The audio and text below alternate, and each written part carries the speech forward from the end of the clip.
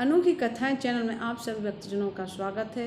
हरे रामा हरे कृष्णा कृष्णा कृष्णा हरे हरे।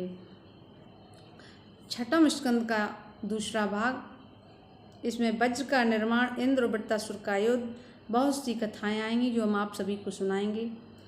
वज्र का निर्माण। श्री सुखदेव जी बोले, हे राजा परीक्षित, देवता महर्षि दधीच आदि के पास उनकी हड्डियां मांगने गए। महर्षि बोले, हे देवताओं, यह क्या कहते हो? देहधारियों को शरीर का त्याग करने हेतु कितना कष्ट होता है।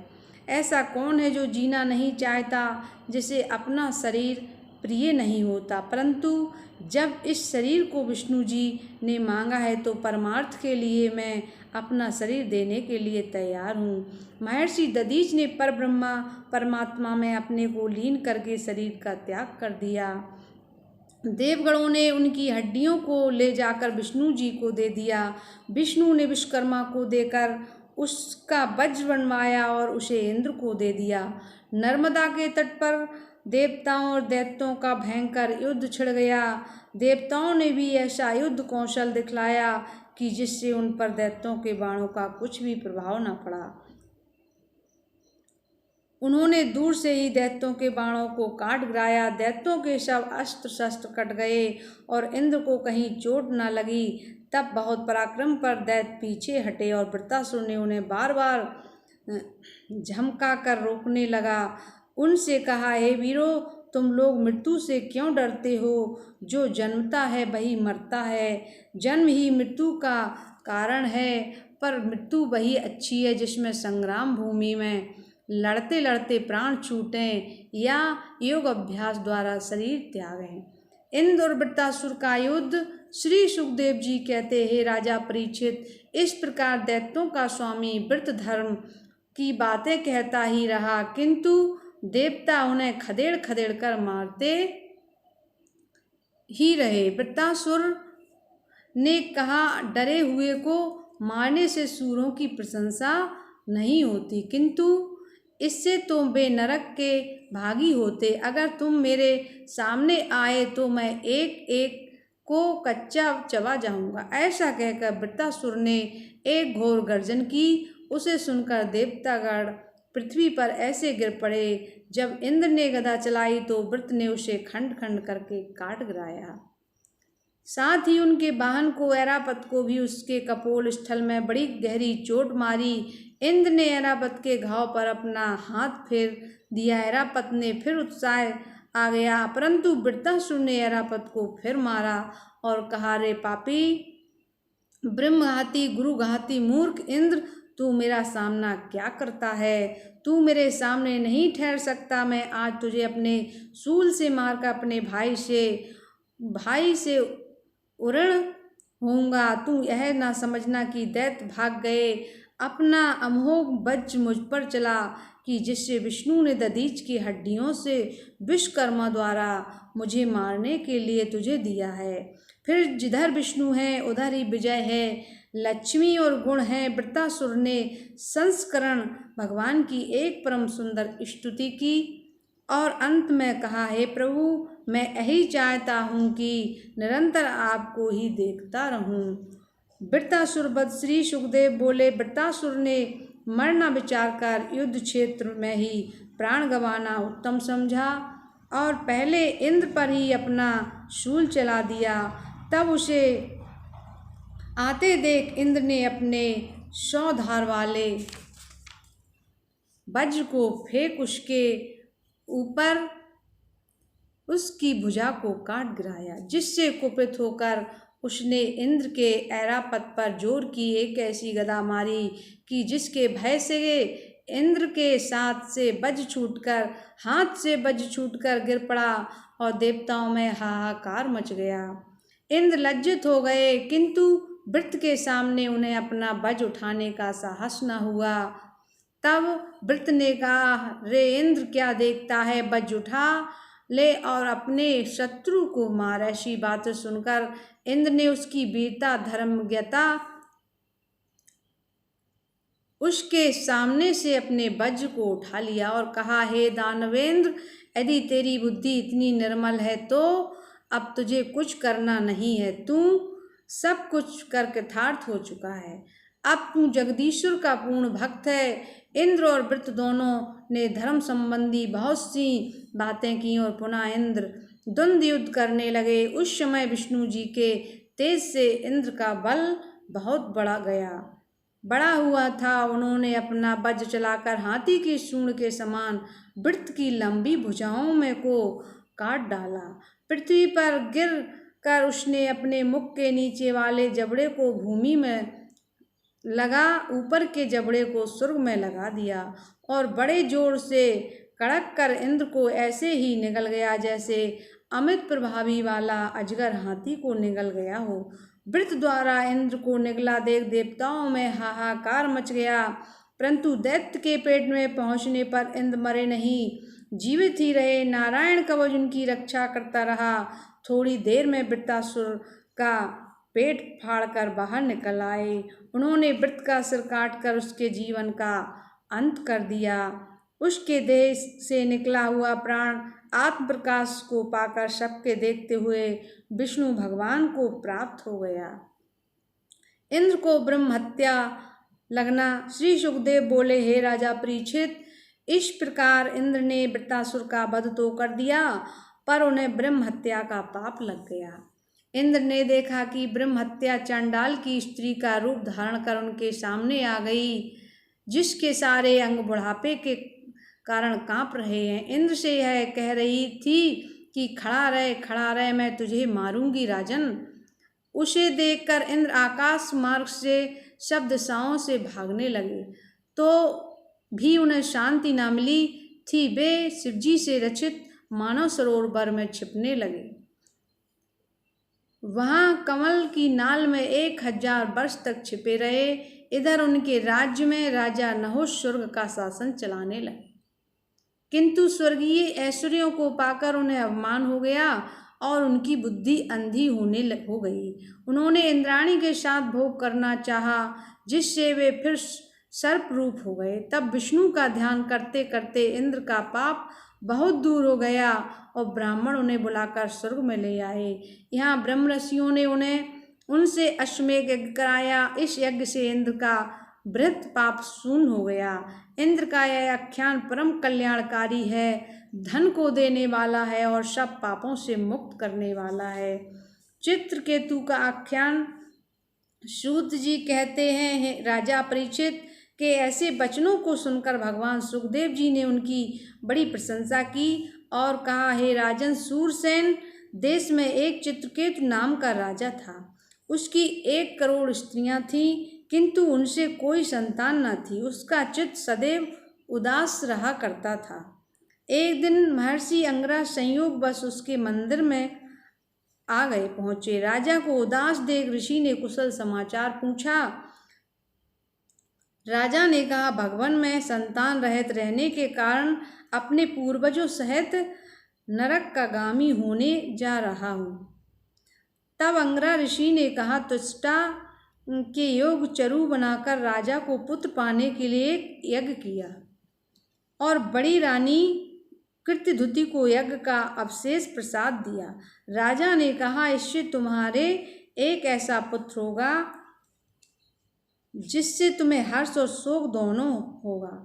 समय आने पर रानी को पुत्र हुआ। अब राजा रानी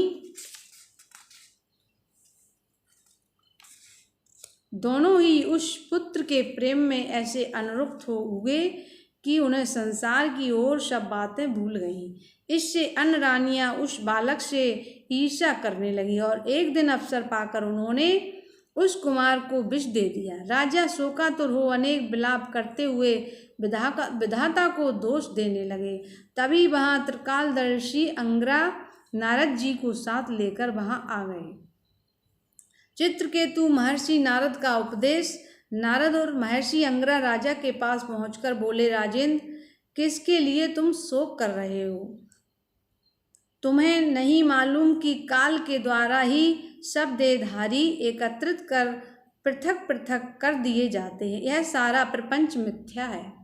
एक ईश्वर ही स्वतंत्र है और सामर्थ्यवान है कि जो अस्वतंत्र भूतों द्वारा सबको रचता पालता और मारता है। माता पिता के देह द्वारा देहधारी पुत्र का होना वैसे ही है जैसे कि बीज से बीज उत्पन्न होता है। तब राजा ने पूछा, इस सन्यासी के भेष में आप दोनों कौन हैं प्रभु? आप मुझे कोई ऐसे परोपकारी महात्मा जान पड़ते हैं जिनका उपदेश लोगों का उपकार करना होता है। तब अंगरा ने कहा, मैं वही अंगरा हूँ जो पुत्र की इच्छा करने पर तुमको पुत्र दे गया था, और ये साक्षात ब्रह्मा जी के पुत्र नारद जी हैं। तू भगवान का बड़ा भक्त है, इससे हम दोनों तुझे समझाने आए हैं। ये सभी शोक भय और पीड़ा को देने वाले हे राजन, वह शरीर जो पंचभूतों द्वारा बना हुआ है, इसमें बैठा हुआ जीव उसे व्यर्थ ही अपना समझता है, किंतु यह वास्तव में कष्ट ही देता है। अतः इन्हें सत्य न जानो और इन पर भरोसा न करो। ऐसा कहकर अंगरा जी चुप हो गए। तब नारद जी ने कहा, हे राजन, जैसा इन महर्षि ने कहा है वह अक्षराश सत्य है। चित्रकेतु को अंगरा और नारद जी का उपदेश श्री सुखदेव जी कहते, हे राजा परीक्षित, तत्पश्चात महर्षि ने राजा चित्रकेतु के पुत्र के जीव को बुला दिया और उसके मुख से उसकी आत्मकथा कहलवाकर परिवार का शोक दूर करा दिया। उसने कहा, जीव स्वतंत्र है, शरीर जड़ है, न इसका कोई मित्र है न शत्रु, यह अद्वितीय है, बुद्धि का साक्षी रूप। ऐसी ज्ञान की कई बातें कहकर फिर वह अदृश्य हो गया। राजा ने उसका मृतक शरीर उठाकर अग्नि संस्कार कर दिया। यह सब कृत हो जाने पर जिन रानियों ने उस बालक को विष देकर मार डाला था, उन्होंने यमुना के किनारे नारद जी के बताए मंत्र का जप कर केवल 7 रात्रियों में ही विद्याधरों के राज को प्राप्त कर लिया। रानियों ने भी ब्राह्मणों से उपदेश ले प्रायश्चित द्वारा यमुना के तट पर बैठकर बाल हत्या का पाप धोया। कुछ समय पश्चात चित्रकेतु का मन शुद्ध हो गया और उसे शेष जी के पास जाने की शक्ति प्राप्त हो गई। भगवान ने उससे कहा, हे राजन, यह भगवान नारद जी की कृपा है कि जिसके प्रभाव से तुझे मेरा दर्शन प्राप्त हुआ है। मैं ही अंतर्यामी रूप से सबको जगा रहा हूँ, मेरे ही द्वारा संसार प्रकाशित हो रहा है। शब्द ब्रह्मा और पर ब्रह्मा, यह दोनों मेरे पास सदैव वर्तमान रहने वाले मेरे ही रूप हैं। मुक्ति के लिए तो केवल निवृत्ति मार्ग श्रेष्ठ है, जिसमें फलों की इच्छा त्याग कर कर्म किए जाते हैं। राजा चित्रकेतु को पार्वती जी का शाप। श्री सुखदेव जी बोले, भगवान विष्णु ने राजा चित्रकेतु को एक विमान दिया। एक समय जब वह चित्रकेतु अपने विमान में बैठा हुआ कहीं जा रहा था कि सहसा उसकी दृष्टि एक ऐसे स्थान पर जा पड़ी कि जहाँ शिवजी की सभा लगी हुई थी और बड़े बड़े महात्मा उसमें बैठे हुए थे। उनके बीच में जटाजूटधारी भगवान शिव अपनी प्रिया पार्वती को हृदय से लगाए हुए विराजमान थे। चित्रकेतु शिवजी के पास जाकर निर्लज्जता से बोला कि धन्य है हे शिवजी, आप जैसे महापुरुष को ऐसी निर्लज्जता शोभा नहीं देती। ऐसा कहकर वह राजर्षि चित्रकेतु बड़े जोर से हंसने लगा। शिवजी मुस्कुराकर रह गए। तब पार्वती जी ने क्रोधपूर्वक कहा, अरे दुष्ट, क्या अब लोक में शासन और दंड का काज तेरे हाथ ही में सौंपा गया है? रे मूर्ख, तू अब विष्णु जी के समीप जाने योग्य नहीं है, तुझे अब दंड मिलना ही चाहिए। मैं तुझे शाप देती हूँ कि तू महापाप से भरी हुई असुर योनि को प्राप्त हो और फिर बड़ों की बुराई ना करे। चित्रकेतु ने हाथ जोड़कर पार्वती जी को प्रणाम किया और उनसे क्षमा याचना कर अपने विमान पर बैठ चला गया। तब भगवान शिव जी ने पार्वती जी से कहा, देखा तुमने विष्णु जी के भक्त का धैर्य और साहस। नारायण के भक्तों को किसी का भय नहीं होता, उनके लिए स्वर्ग नरक और मोक्ष एक समान है। चित्रकेतु भगवान का प्यारा भक्त है अतः ऐसे भक्तों के किसी भी आचरण में आश्चर्य नहीं करना चाहिए। शिव जी की ऐसी कहने पर से पार्वती जी का संदेह जाता रहा और उनकी बुद्धि शांत हो गई।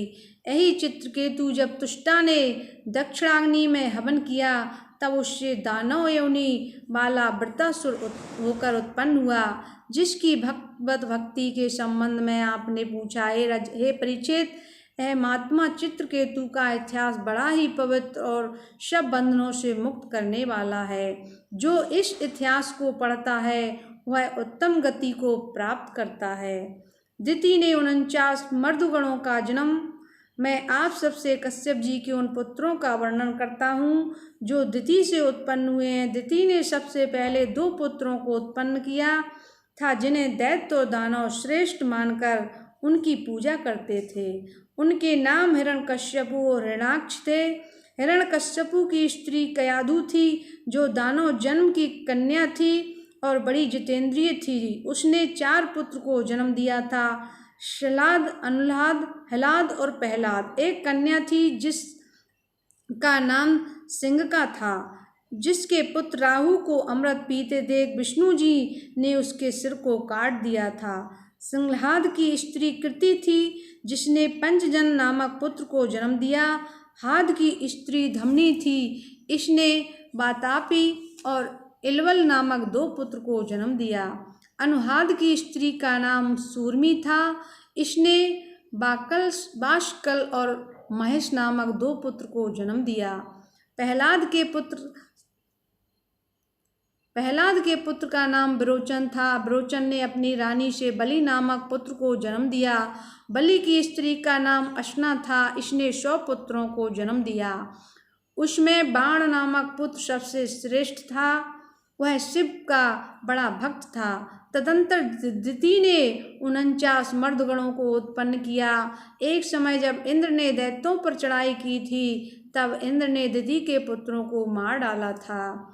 तब दिति ने अपने सेवाओं से कश्यप जी को अपने बस में कर लिया। उन्होंने दिति से कहा, अच्छा बोलो, क्या चाहती हो? दिति ने कहा, यदि आप मुझ पर प्रसन्न हैं तो मेरे कोई पुत्र नहीं है।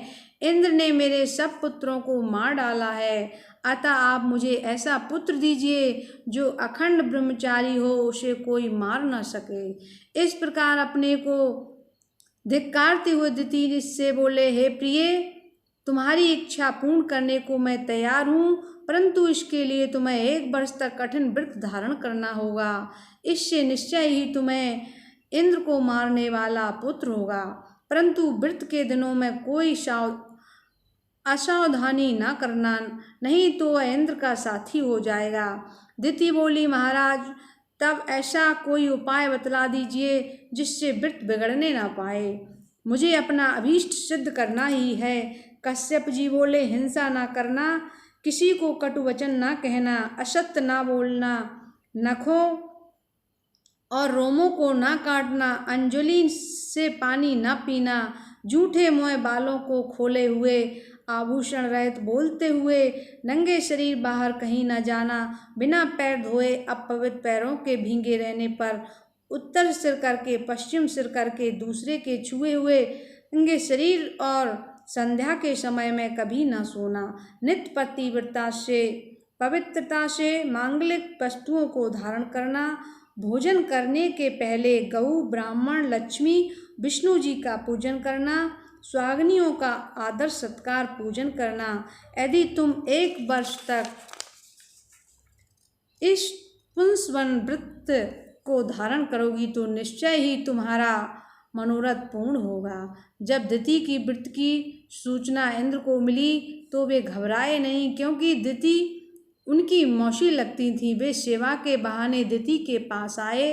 एक दिन व्रत से थकी हुई दिति झूठे मुँह संध्या के समय सोई। इंद्र तो दूषण खोजते ही थे, उन्हें अवसर मिल गया। उन्होंने अपने योग बल से दिति के गर्भ में पहुँच उसके गर्भ के 7 टुकड़े कर दिए। जब गर्भ रोने लगा तब उसने कहा, मत रो। तब उन टुकड़ों ने हाथ जोड़कर इंद्र से कहा, इंद्र, हमें क्यों मारते हो? हम तो तुम्हारे भाई मरुत हैं। इंद्र ने एक ठंडी सांस ली और कहा, अच्छा मत डरो। दिति ने कुछ ही कम 1 वर्ष तक उस व्रत को किया था। इससे भगवान उसके गर्भ में के रक्षक बन हो गए। एक दिन दिति ने इंद्र से कहा कि हे बेटा, मैंने तो एक पुत्र के लिए व्रत किया, ये 49 कैसे हो गए? इंद्र ने कहा, माता क्षमा कीजिएगा, उस दिन आप झूठे मुँह सो गई थी, तब मैं आपके घर में प्रवेश कर गया। आपका जो स्वर्ण के समान एक सुंदर गर्भ था, उसको काट कर मैंने 49 कर दिए, परंतु आपका व्रत 1 वर्ष तक चलता रहा, इससे आपका गर्भ नष्ट नहीं हुआ और ये सब मेरे भाई बन गए। हे माता, आप मेरी इस दुर्जनता को क्षमा कीजिए। यह सब भगवान की आराधना है एवं आपके नियम पालन करने का फल है। पुंसवन व्रत विधान। श्री सुखदेव जी बोले, हे राजन, अगन महीने में शुक्ल पक्ष की प्रतिपदा के दिन स्त्री इस व्रत का अनुष्ठान करे। प्रात उठकर मरुतों के जन्म की कथा सुने, फिर शौच आदि से निवृत्त होकर दंत धान वनर का स्नान कर और स्वच्छ वस्त्र आभूषणों को पहनकर लक्ष्मी सहित भगवान का पूजन करें। पूजा करके यह कहें कि हे भगवान, आपको किसी वस्तु की आवश्यकता नहीं है, आप बड़े बड़े ऐश्वर्यों के स्वामी और अणमा आदि सभी सिद्धियों से संपन्न हैं। हे विष्णु पत्नी, हे लोकों के माता लक्ष्मी जी, आपको नमस्कार है। ओमकार युते समस्त विभूतियों एवं ऐश्वर्यों के स्वामी, हे परम तेजस्वी सर्वश्रेष्ठ पुरुष, मैं आपके चरणों में यह पूजा की सामग्री अर्पण करती हूँ।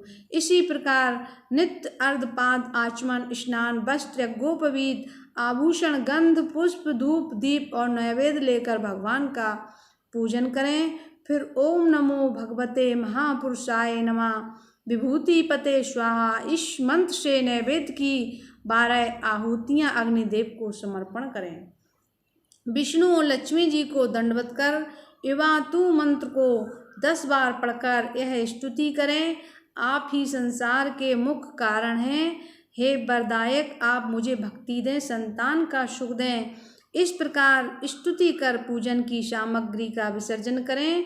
पूजा करते हुए 12 महीने व्यतीत करें और कार्तिक के अंतिम दिन उपवास करें। प्रात होते ही स्नान कर श्री कृष्ण जी की पूजा करें। फिर पति द्वारा दूध में पकाए हुए चरु और घृत से अग्नि में 12 बार हवन करें। ब्राह्मणों को प्रणाम कर आशीर्वाद दें। तत्पश्चात भोजन करने जाएं। फिर बांधुओं सहित आचार्य को आगे करके मौन होकर शेष चरु पत्नी को दे दें। यह चरु उत्तम संतान और सौभाग्य को देने वाला है। इस व्रत को सविधि करने से पुरुष और स्त्री की सब कामनाएं पूर्ण होती हैं। यदि कोई कन्या इस व्रत को धारण करती है तो वह सुंदर पति पाती है। 6ठम स्कंद की कथा समाप्त हुई। हरे रामा हरे कृष्णा कृष्णा कृष्णा हरे हरे। ओम नमो भगवते वासुदेवाय। सभी भक्तों को जय श्री राधे कृष्णा। अगली कथा कल सुनाएंगे 7म स्कंद का। तब तक के लिए जय श्री राधे कृष्णा।